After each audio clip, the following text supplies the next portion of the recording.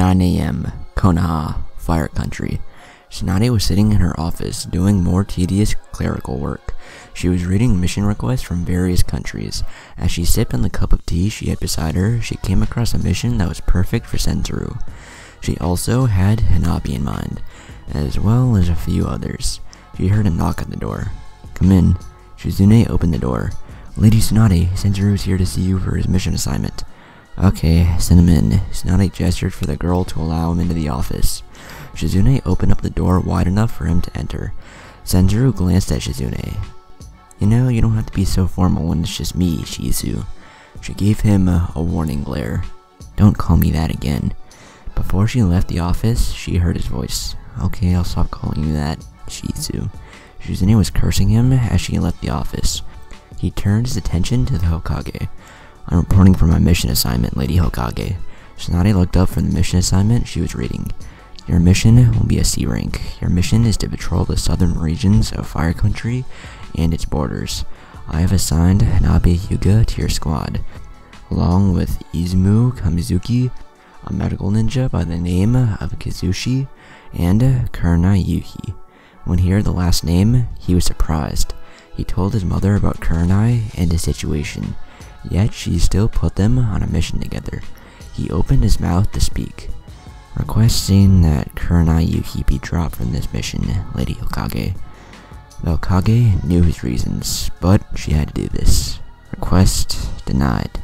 "But, Mom," he was interrupted by Tsunade. "Whatever is going on in your personal lives should have no effect on your mission." She put her hand on her forehead and gave him a sympathetic look. "Sensuru, you two have to learn how to put your differences aside. I put Kurenai in the squad for a reason." He nodded, understanding that what she said was true. The two turned around when they heard the door open up slightly. Shizune was holding the door open for the four ninjas so they could enter the room. Kurenai was the first to walk in, and she noticed Sensuru immediately. She took her eyes off of him and looked at the Hokage. Hanabi walked in next, followed by Kamizuki, Izumu, and Kizushi. Tsunade looked at the ninjas that entered. "Great, you're all here. Now I can tell you what I told Sensuru. All of you will be patrolling the southern region of Fire Country and its borders. Your mission will be 1 week long, so you guys should head home and pack your things. You are to report at the south gate in an hour." Everyone turned around to hear Shizune fussing with someone behind the door. Suddenly the door burst open. Tsunade knew this was coming. She just wondered why it took as long as it did. Konohamaru came through the door with Moigi and Udon, who were pleading with him to reconsider what he was about to do. "Hey old woman, why haven't you given me a decent mission since I came back from my last mission? I can't take any more of these escort missions that Genin could do," Konohamaru complained. Moigi and Udon saw the vein on her forehead bulging. They had the unfortunate pleasure of being in the room the last time he called her an old woman. The two Chunins feared for their friend. "Konohamaru, don't demand missions from the Hokage. Remember what happened last time," Moigi reminded him of his last encounter. "Please, Konohamaru, stop this. She had us scrubbing toilets and chasing the daimyo's wife's god-awful cat for 2 months, Udon pleaded with his friend. "I don't give a shit. I'm a Chunin who wants to do real missions." Tsunade was about to get up and pound the boy for calling her old. However, she thought of the perfect plan to get him out of her hair and make both of them happy, while at least until he figured out the mission. She gave the boy a forced smile. "Your rudeness is not becoming of a shinobi, but I will forgive you this time. It turns out that I have the perfect mission for you. In fact, this mission will be a week long, and there is a possibility of running into enemy ninjas and bandits. It's a C-rank mission. Do you accept?" Konohamaru was jumping up and down at the news. "Of course I accept. What is this awesome mission?" "You, Moigi, and Udon will join Sensuru and his squad. Your job is to go to the southern region of Fire Country and look for anything suspicious." Konohamaru was pumping his fist in victory. "Yes, this is the perfect victory to test my abilities. I must say that you have come through again, old woman." Tsunade gave herself a pat on the back. Sucker. He really doesn't know what this mission entails, Kurenai thought. The way Mom worded it, it would be hard for someone excited about a tough mission to read between the lines. Hanabi rolled her eyes, and he calls himself the grandson of the third. Moigi and Udon slumped their shoulders and hung their heads in defeat. "How could you fall for that, Konohamaru?" He just got his patrol duty for who knows how long. Konohamaru stopped his celebrating and looked at his friends. Come on guys, this is a great mission to test our ability. Come on, let's prepare for our mission. He grabbed both of them by the hand and dragged them out of the office. Sensor decided to head back home to prepare for the trip. Everyone else followed him out, except Kurenai. When everyone was gone, Kurenai spoke. Hokage, Tsunade knew what she was going to say and cut her off before she could finish. Request denied. You two have to put whatever is going on between you aside. I'm going to need 100% for my shinobi when this war starts, not 50%. Putting you two together will help you deal with each other while you're on duty. My decision is final. You are to report to the South Gate in an hour. Kurenai turned around and left. She knew it would be pointless to argue with the Hokage. It would do her best to prepare. Sea country, below the Minashu compound. Ryuho was on the balcony by himself. Everyone that was there left last night when it started to get late. His eyes never left Naruto. The boy was standing, unconscious, while gripping the sword.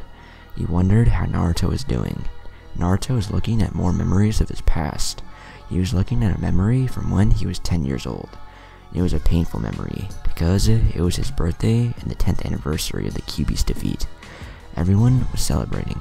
Naruto, on the other hand, was trying to hide in the shadows and stay out of people's way. For some reason unknown to him, people were extra mean to him on his birthday. Naruto decided to walk down a street that was deserted to avoid people. Little did he know that he was being followed by a couple of chunin, who had seen him looking at the celebration from an alleyway. Naruto cut through the alley he was in and was walking down the deserted street. He decided to go home and just wait until his day was over. The Hokage always visited him after the ceremony on his birthday. He thought it would be best to just go and wait until the old man came. Naruto was walking when a couple ninjas dropped in front of him. Naruto saw the look in their eyes. He immediately knew that he was in danger. The first ninja spoke.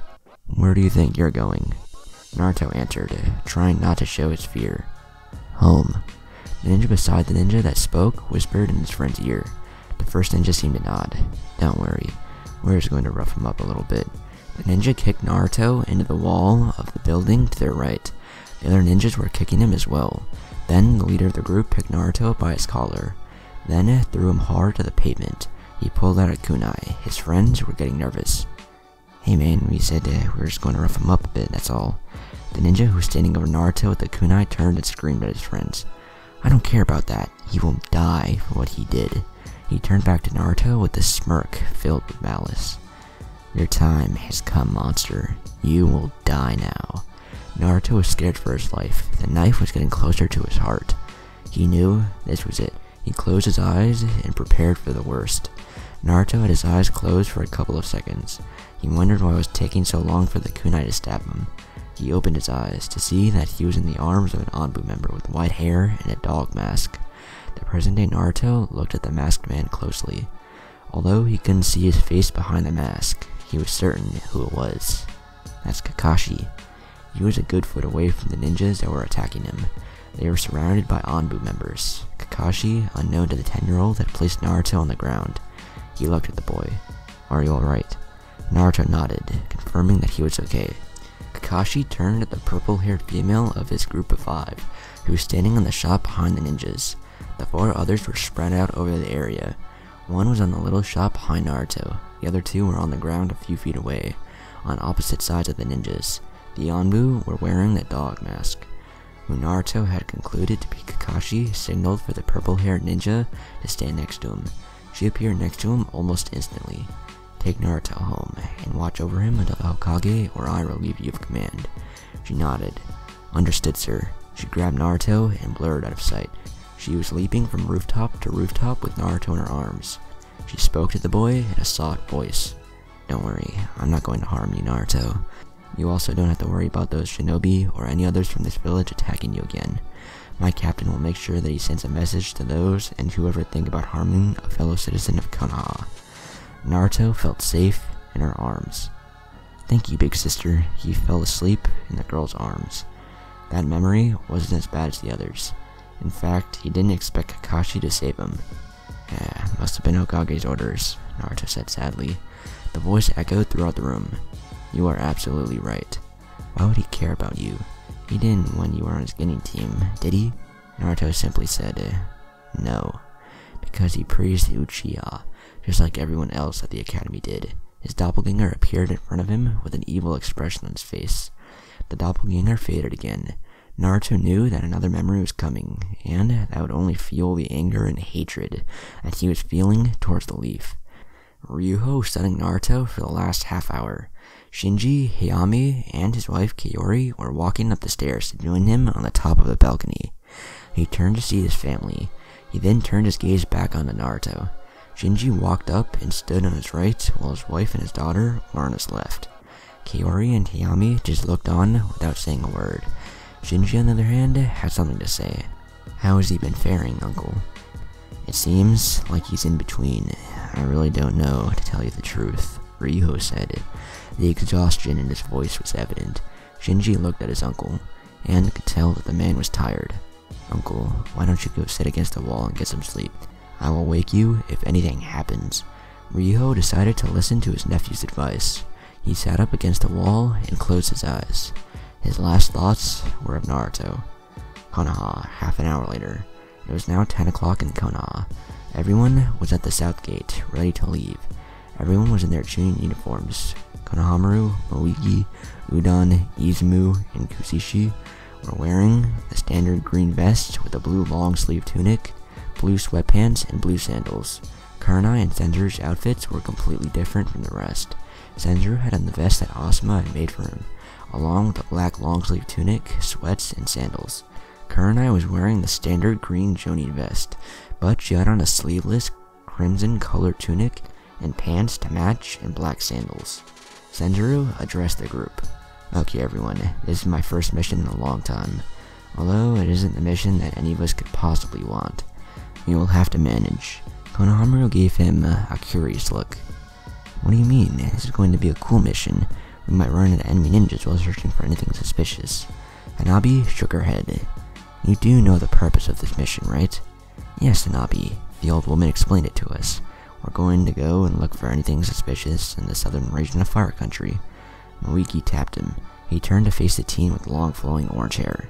Konohamaru, that's not the purpose of this mission. You guys have a mission? How troublesome. Everyone turned to see Shikamaru, Temari, Kankuro, and the Kazekage.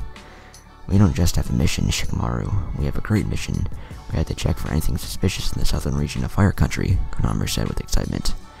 What the hell is so exciting about patrol duty? Shikamaru asked. Patrol duty? No, Shikamaru, we have to go. A light bulb went off in Konohamaru's head when he read between the lines of Tsunade's words. He put his hand on his head and shouted, Oh no, not patrol duty! Konohamaru hung his head. He was duped by the Hokage. Kurenai spoke to Gaara. Lord Kazekage, I thought you left the day before yesterday. I had decided to talk over with your Hokage, and I decided to stay in the village for an extra day, Gaara answered. We're heading back to the sand now. We have to make preparations as well, Kankuro added.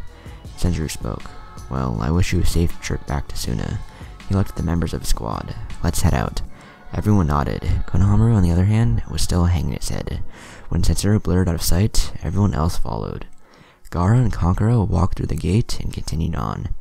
Temari was at the gate with Shikamaru. Well, I don't know when I'm going to be back here. I might not see you for 6 months. Shikamaru understood that it was a possibility. They had a war to prepare for, and, like her, he was going to be busy during these next 6 months as well.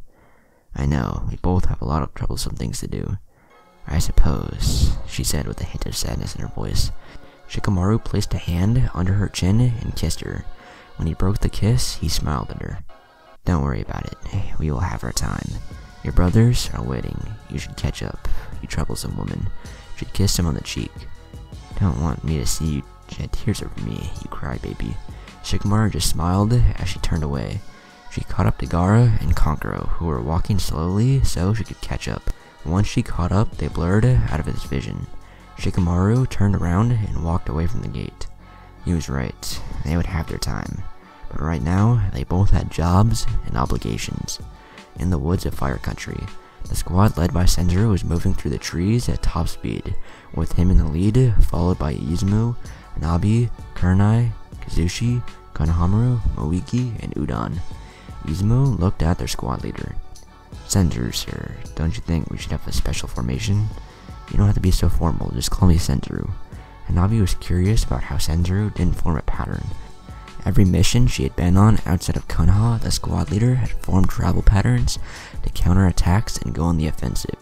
She had to wonder if he was captain material, or Tsunade had just put him in charge because it was her son. She caught up with him. Senzu, was it? Our travel pattern is all wrong. What I mean is, we have no particular pattern. How are we supposed to counter and form attacks? Senzu sighed. Hanabi, was it? We're only patrolling. Attacks are almost non-existent on patrol duty. However, if you are so concerned about traveling in a pattern that would protect us, then you don't have to worry. The medical ninja isn't in the front, so it doesn't really matter. Besides, Kurenai specializes in genjutsu, which means she could create illusion for everyone behind her. You have the Byakugan, which means you can see a great distance and see traps and attacks before we even come to them. As for Izumo, he's a Jonin, and he has me in front of him. I might not look it, but I'm pretty strong, Hanabi-chan. Hanabi scowled at him for calling her Chan. However, she did have to admit that he was right. The medic ninja was behind Kurenai, who was the best genjutsu user in the Leaf. He was also right about her Byakugan. The only thing she wasn't too sure about was his confidence and his strength. But why is he so confident? Kurenai, who's been a Jonin for a lot longer, isn't complaining. She must feel he is capable. Whatever, I will keep a lookout. Kurenai heard what Senzu said, and he was right about her covering the last 4 members of the squad. But there were too many variables in his theory, and the Hyuga girl was right. They needed to have a formal formation. Senzu, I think we should stop. Senzu looked at Kurenai knowingly what she was going to already say. He dropped to the ground with the rest of the group following suit. Everyone was standing in a circle. Senzu addressed Kurenai. Why did you wish to stop, Kurenai? Hanabi is right. You are right about me being able to cover the medic, Konohamaru, Moigi, and Udon. However, what about yourself and Izumo? Yes, Hanabi has her eyes, so she should be fine, but you and Izumo don't have a specialty like the Byakugan, and your skill might not be as what you claim it to be. So what formation are you going to form? Kurenai looked at him, almost demanding he design a formation. He decided to stand his ground. The formation will remain as it is. Kurenai was getting frustrated that he was still going to stick to his plan. So, you don't care if your squad dies? You have to think of your squad's safety, you know that. I understand, but formations can be easily read by the enemy if they are alerted by scouts ahead. Moving in random patterns is much harder to counter. Besides, it is the leader's decision on the squad's formation, and I decided that we don't need one, he said, hoping she would drop it. Kurenai was giving him a glare. What the hell are you trying to prove? Are you trying to show how much better you got during your absence? He took insult to that comment. Did she really think he was trying to show off? His anger was rising. Do you think I've become a person who shows off? You're acting like this is my first time as a squad leader. I know what I'm doing, and this is the best course of action. She let out a shriek in frustration. How can you be so unreasonable? Your whole squad feels that you should form a pattern, and you aren't listening. What type of leader does that? He turned and walked away from her. After a few steps, he stopped and turned his head around slightly. A leader does what is right, not what everyone wants. A leader also protects the people under his command, even if it means he has to give his life to do so. Also, a leader uses the best course of action to make sure no one is harmed under his command. I know what I'm doing, Kurenai, and my decision is final. He then blurred out of sight. Everyone else took to the trees. Kurenai just shook her head. She then took to the trees after her team. Midday in Konoha. Neji and his team were walking through the north gate. He had expected something to go wrong during that mission, but to his surprise, nothing did. The waterfall ninjas actually led them to Shibuki. Neji and his group delivered the message and immediately left, even though he had offered them that they could stay and join him for lunch. The group would arrive at the Hokage Tower in a matter of minutes. Tsunade was sitting in her office doing her regular routine of looking at mission requests. She heard a knock at the door, and judging by the sound of the knock, she knew it was Shizune. Come in. Shizune opened the door to reveal Neji and his squad walking through. Neji was the first to approach the desk. The mission to Waterfall was a success, Lady Hokage. Here's a written letter from Lord Shibuki. Neji handed her the letter. Tsunade took the letter and put it in her desk drawer so she could read it later. The fifth turned to see her apprentice, who began to speak. Shibuki said, whatever you need, just let him know. Other than that, he said everything that you would need to know is in the letter. Okay, is there anything else that any of you would like to ask before I dismiss you? Tsunade glanced at everyone to see if they had any questions for her. Her eyes fell on Kiba, who raised his hand. Yes, Kiba, what's your question? Lady Tsunade, how long will it be until we can visit Hinata? It's been a week since she's been out. Is she okay? Kiba said, showing his concern for his teammate and close friend. Tsunade sat back in her chair and brought her folded hands close to her mouth. All who were in her office knew that Hinata's seal was removed. She had forbidden everyone there to talk about that, and she had closed off the girl from everyone so she could talk to the girl and figure out what she was going to do to keep it a secret from her family. However, Hinata had a plan, and Tsunade had no idea where she was, but she figured Naruto did. She sat back up now, prepared to tell them about Hinata. What I'm about to say is not to leave this room. Is that understood? They all nodded. She turned to Kiba. You don't have to worry. Hinata is fine. Well, according to this anyway. Tsunade decided to show them the letter that Shizune had given her. She reached in her drawer to retrieve the letter. She pulled it out and handed it to Kiba. He passed it down the line so everyone else could see it. Ino, being the last one to see it, returned it to Tsunade. Lady Tsunade, do you know where she is? Neji asked, wondering where his cousin was. She shrugged. I don't really know. This all happened while we were in Mist, and the letter is very vague. I guess we have to wait until Naruto gets back from Sea Country. I guess he has an idea of where she went. The door to the Hokage office opened, causing everyone to turn around.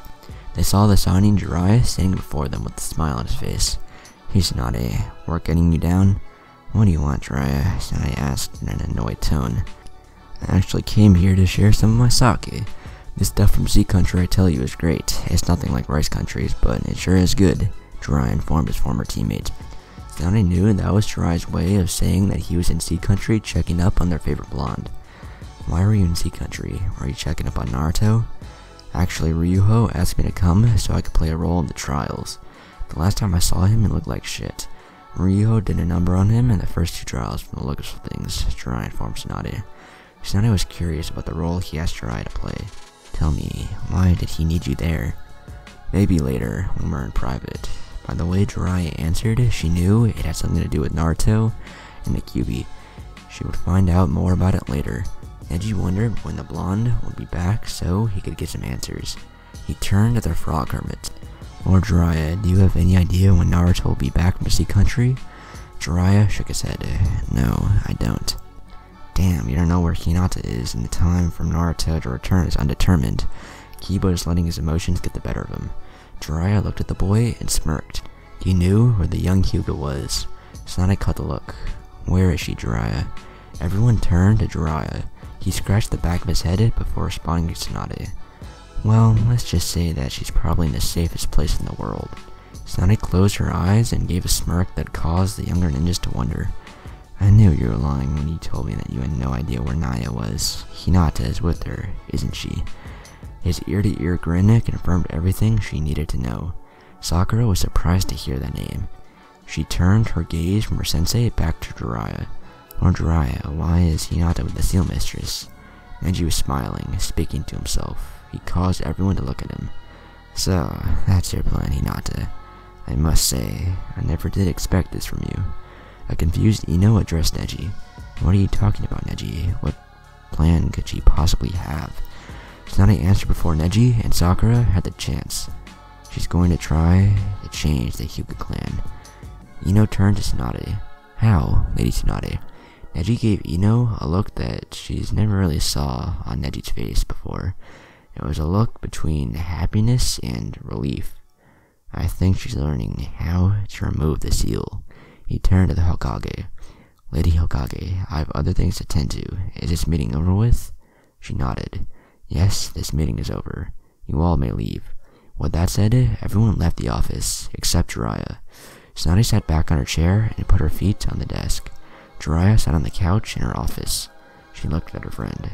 So, why didn't you tell me that you knew where Naya was located? He gave her a silly grin. She asked me to promise that I wouldn't reveal her location to anyone.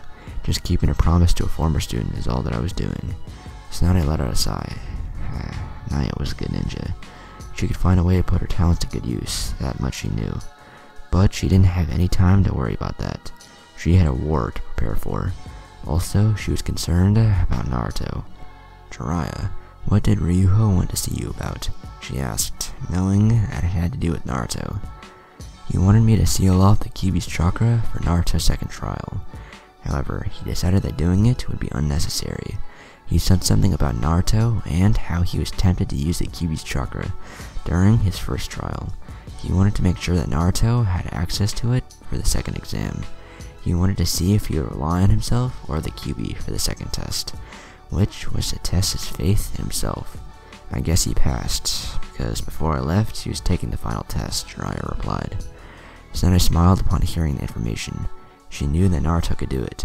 He had a heart and a will of fire like no one else. Deep down, she was proud of him and couldn't wait until he was back.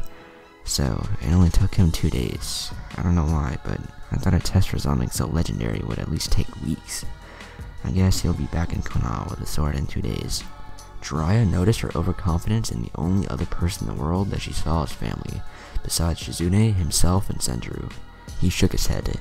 "Normally, I would agree with you, but knowing the details of this trial, it's safe to say that he won't be back in 2 days.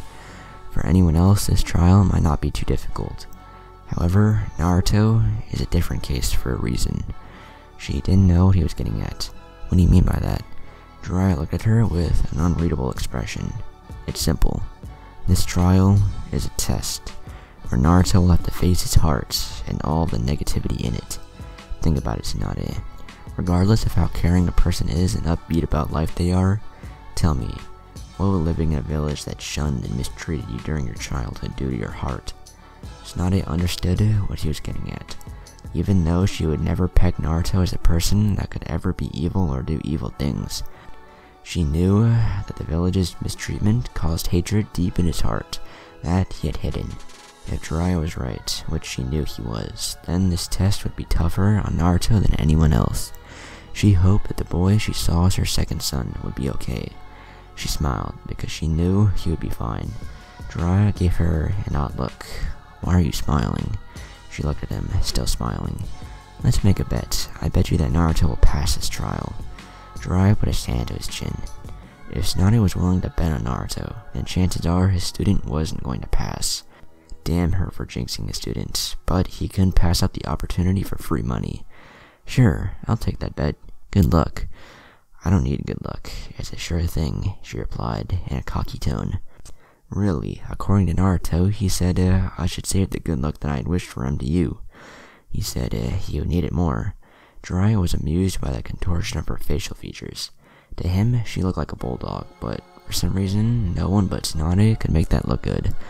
Tsunade shook her fist, while mumbling something about idiots, a whisker-faced blonde, and 1,000 years of pain, which caused Jiraiya to wince.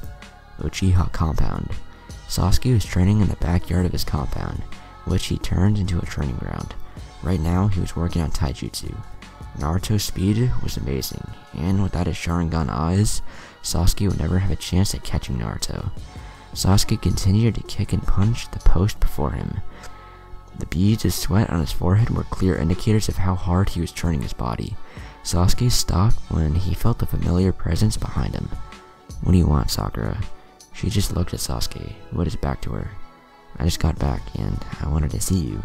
He gave a sideways glance. "I don't need to be checked up on right now, like I'm some child. What do you really want?" He could read her like a book. She did want to see him, but that wasn't her real reason for coming here. She knew why Sasuke opted out of the mission. It was to train, so he went loose at Naruto again. She needed to know. Why? He didn't know where she was going with this. Why what? Why? Why must you always try to be better than Naruto? I don't understand, Sasuke. You completed one of your life goals, and yet you still have an inferiority complex. I could see if you were training for the upcoming war, but we both know that the only reason you're training is to fight Naruto again. Why? Sakura gave him a pleading look, so he would tell her. He turned away from her and continued to punch the log. You wouldn't understand. Don't give me that, Sasuke. Tell me why. She asked again, slightly raising her voice. He didn't answer. Sakura shook her head and turned around to walk away. Sasuke was stubborn, and she knew that she wasn't going to get an answer. I don't understand it. Sakura turned around to see Sasuke talking to her with his back still turned to her. Understand what? She asked. Sasuke clenched his fist. How he seemed to always surpass me. Not only that, when I think about how he saved us on missions, defeated enemies that you and I could not, it makes me wonder how he always seemed to be ahead when he was such a dope. Sasuke, he continued, it's just that no matter how hard I tried, Naruto was always in front of me. He was the one that freed us when we fought Haku. He was also the one that saved you from Gaara when I couldn't do anything but watch. Even when we fought at the Valley of the End, he held back attacks that would have gained him the victory. In all of those fights, he was exhausted, but he never gave in, not even once. Since my clan's death, I searched for the power that he possessed. I wondered what made him so strong. Even now, I stand in his shadow, always chasing him. Our last fight proved that I don't want to chase him anymore. I want to find the strength that he has. I want to discover what makes him so strong. It was very seldom that Sakura got to see this side of Sasuke. Even though they were intimate, Sasuke rarely opened up. She hated that he always kept things bottled inside. She was finally getting to see a side of him that she never saw. Sasuke turned to Sakura and said in a calm and soft voice, "You should get going. I have things I need to do." Sakura nodded. She knew that he wanted to be alone. So she did Shuinshu no Jutsu, leaving him alone. She appeared on a street a block away from his compound. She continued to walk. She had nothing really to do, since she wasn't due back in the hospital until tomorrow. Sakura understood Sasuke. In fact, she couldn't believe it. She couldn't believe that Sasuke Uchiha was actually jealous of Naruto. Naruto wasn't liked or praised for his ability like Sasuke. Any other person wouldn't be jealous, but all of those things are things that Sasuke didn't care about. She now knew that ever since he met Naruto, he has been searching for that thing that made Naruto so strong. Not even she knew what made her former teammate so strong. Maybe it was his hatred for the village, Sasuke, Kakashi Sensei, or even herself. Who knows? She was, however, curious as to what made her former teammate strong. Perhaps it was a question that she would never get an answer to. She decided to head for the hot springs.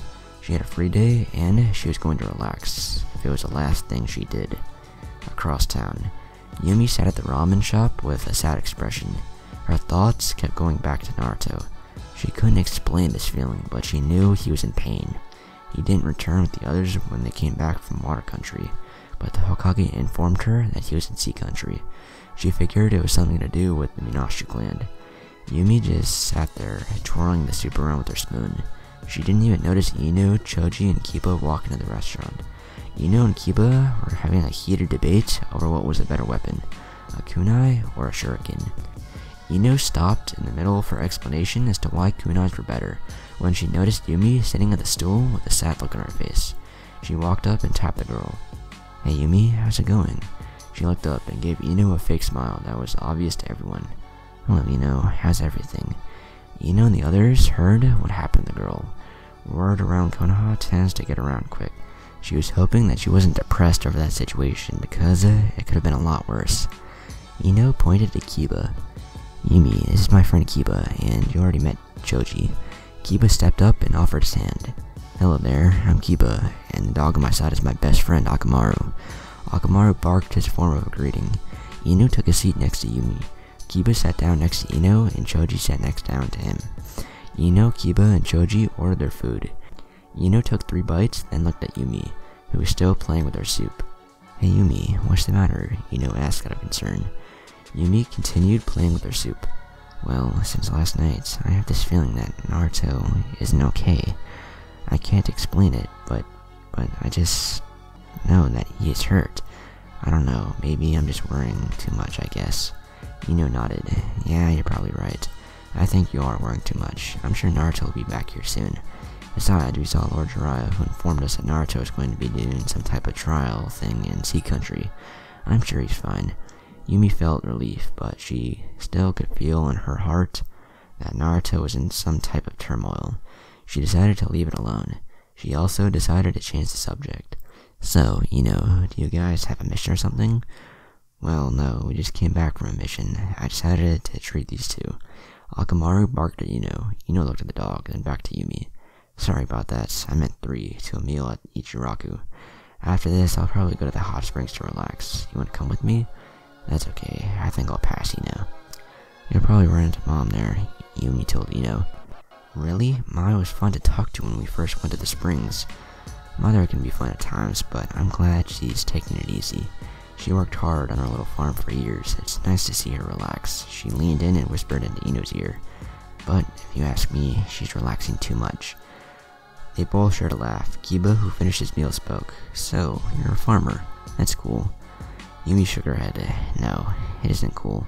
To put it plainly, it sucks. I like gardening, though, and literature. I try to get Naruto to read, but he just doesn't like to unless it has something to do with jutsus. Ino was beaming with joy after hearing what Yumi said. You like gardening, really? My family owns the best flower shop here in Konoha. I knew I liked you for a reason. We fellow gardeners are just drawn together like magnets. Yumi smiled at the girl. I guess so. That's just one of my hobbies, but I really hope to be an established writer someday. Joji, after eating his 10th bowl, looked at Yumi. So, if you were to write a book someday, what would it be about? Kiba spoke before Yumi had a chance. If it's anything like Ichi Paradise, then I would read it for sure. Did you read the last edition, Joji? Joji nodded in excitement. Yes, it was fantastic. Mai totally deserves to get bitch slapped by Yuki. I just hope Yuki finds happiness. Yeah, it's sad, but that scene between Wei and Roka. Tell me that wasn't the hottest scene ever, Kiba said, showing excitement. A vein appeared on Ino's forehead. She then hit both of them over the head. You goddamn perverts. I can't believe you're talking about that filth in front of girls, no less. Yumi held back a snicker. She knew about the scene they were talking about, and she had to admit it was quite intriguing. However, the type of writing she wanted to do was nothing like Jiraiya's. His writing was mostly about romance and sexual fantasies, even though his book was one of her guilty pleasures, one that she would never admit. She just didn't want to write a book like it. She looked at this village and Naruto's treatment here, and an idea came to her head, which caused her to smile. Fire Country, 5 hours later. Senju and his squad were traveling at top speed towards their intended destination. He estimated that they would be there in about an hour. It was perfect. They would have enough time to set up camp and assign patrol teams. He could sense the group wasn't too keen on what he decided. He just wished they saw his logic, but they probably didn't. Hanabi saw wires coming at Senju from all directions. Her instinct caused her to scream, "Watch out!" He didn't have time to react. Before he knew it, wires wrapped around him and ripped him to shreds. Izumo and Hanabi jumped back to get into battle formation. Kurenai did her part and cast a genjutsu to cover up the tracks of the 3 behind her. Izumo and Hanabi were back to back. Both were looking around frantically for their enemies. Hanabi and Izumo were surrounded by about 8 shinobi from Iwa. The man on top of the branch in front of them, who they confirmed to be the leader, was giving them a sadistic smile. The smile looked even more evil because of his red eyes and snow-white hair. Well, look what we have here. A pathetic leaf ninja and a Hyuga. Her eyes are worth a lot on the black market. Jizu, Ronko, kill him and collect her. You 5 go and look for the other 5 that disappeared. The 2 in front of Hanabi and Izumo. Hanabi activated her Byakugan and got into her fighting stance. Izumo also got into his fighting stance. He didn't like what was happening. He and Hanabi were outnumbered, and he recognized this guy. He was Moretsu Kihoen, an A-class missing ninja from Iwagekure. Kihoen spoke again. You guys are outnumbered, and outclassed. The fact of the matter is, my group would have passed you, but we saw the Hyuga, and we couldn't resist. You guys had a weak leader, and your other members are hiding. You have no chance. Kurenai, Konohamaru, Moigi, Udon, and Kuzishi were hiding not too far under a genjutsu. Kurenai couldn't think about Senju. Her first priority was to come up with a plan. She looked at the group and spoke in a low voice. Okay, this guy isn't some chump. He is a missing ninja from Iwa, and he is as bad as they come. The sad truth is, I don't think I can even beat him. Moigi and Udon look after Kuzishi. Konohamaru, I need you to try and draw the 5 that are looking for us to a different location. Konohamaru nodded. You can count on me. The 2 moved out. Kurenai was looking at the fight between Hanabi and the ninja from Iwa. Hanabi used her Jukin to kill the ninja in front of her as quickly as possible. Izumo had taken his fight with the other ninja elsewhere. Gihoen shook his head as Jizu hit the ground. She was one of his best soldiers. He had enough. He decided to subdue the Hyuga. He appeared in front of Hanabi and said with a sick smile still plastered on his face, "We can do this the easy way or the hard way. Your choice." Hanabi slipped back into her fighting stance with a smirk. Don't underestimate the Hyuga clan. Kurenai knew that was suicide. Hanabi was good, but she had no chance. Her plan was to get Hanabi out of harm's way so they could retreat back to Konoha. An Anbu squad was more than enough to deal with this renegade group. Her squad consisted of mostly Chunins who didn't have the experience or the power to fight someone of this caliber. Kurenai did a couple of hand signs and cast a genjutsu. The surrounding area, according to Koen, started to get cloudy. He knew immediately that it was a genjutsu, but when he cancelled it, Hanabi was gone. Kurenai had gotten Hanabi out of harm's way, much to the girl's protest, and brought her back to the area that Moigi and the medic were at. Hanabi narrowed her eyes at Kurenai. "Why did you take me away? I could have taken that guy." Kurenai looked at the girl and simply said, "No, you could not have taken him. He's an A-class ninja from Iwagakure, and in one-on-one combat, only a few of our ninjas can take him on, and you are not one of them.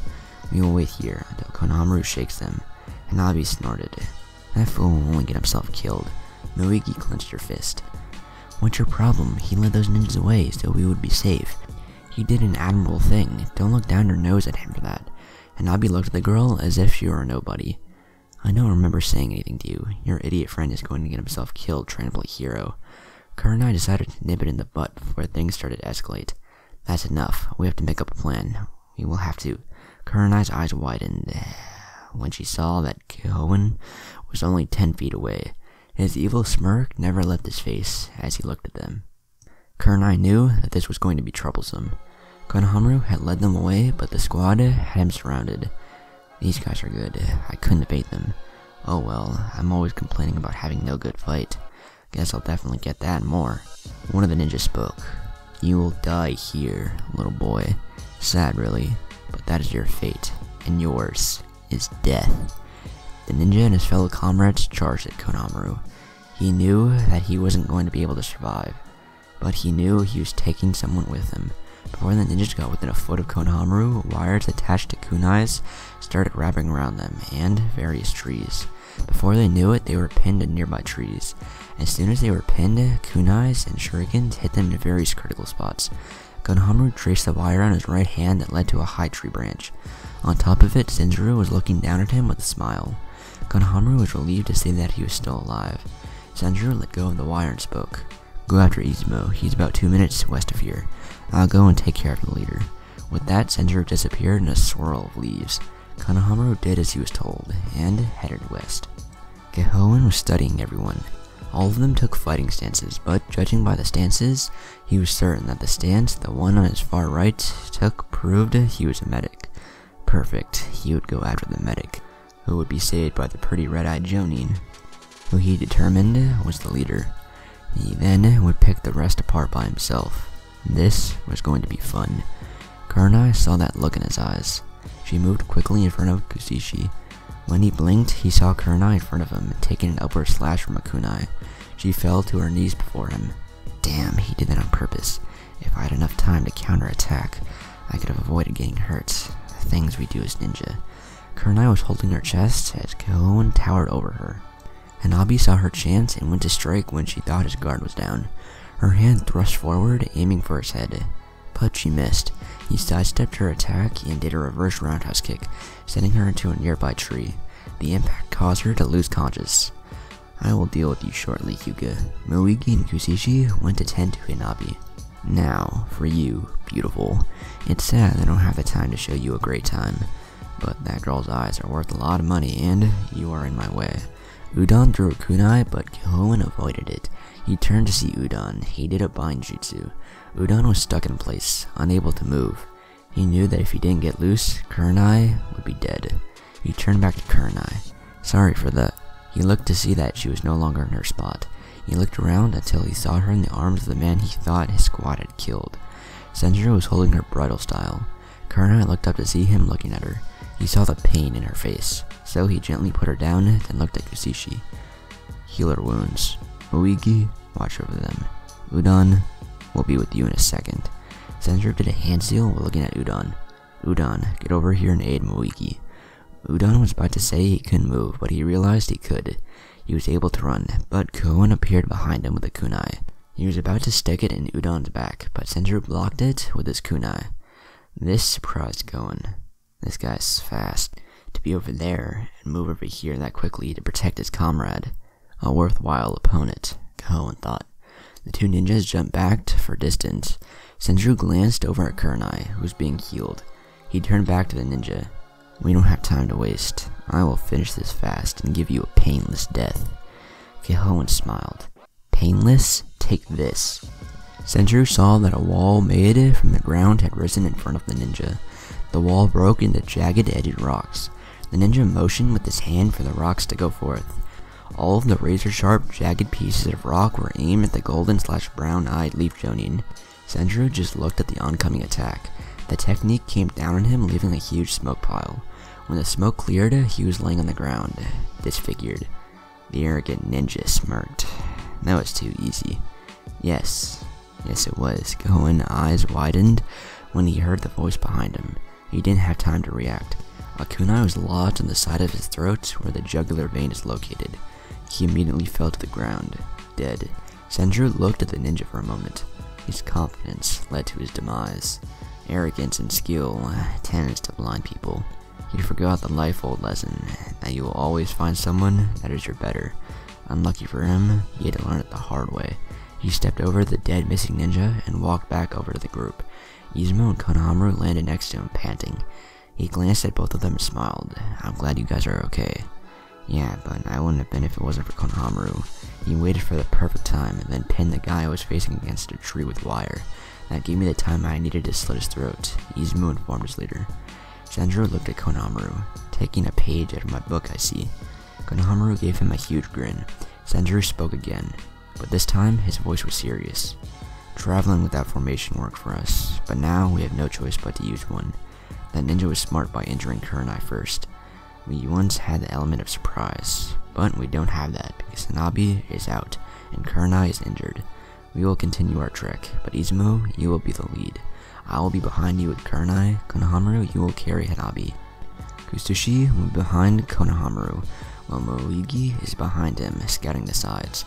Udon will be in the back doing the same. This is the best I can come up with while traveling with 5 Chunins, one which is injured and a Jonin who is injured as well. We will set up camp when we arrive at the border, and then we will assign patrol teams. Is that clear? Everyone nodded. Good. He picked up Kurenai bridal style. Konohamaru did the same with Hanabi.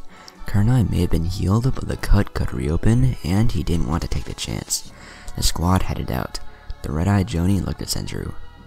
Hey, I just want to say that I'm sorry for questioning your ability and skill as a leader. You were right. A proper formation would have left us vulnerable. He continued to look ahead. It's not a matter of who's right and who's wrong. I just believed it would be best to do it my way. Things could have turned out the same had we followed your way as well. How's your chest feeling?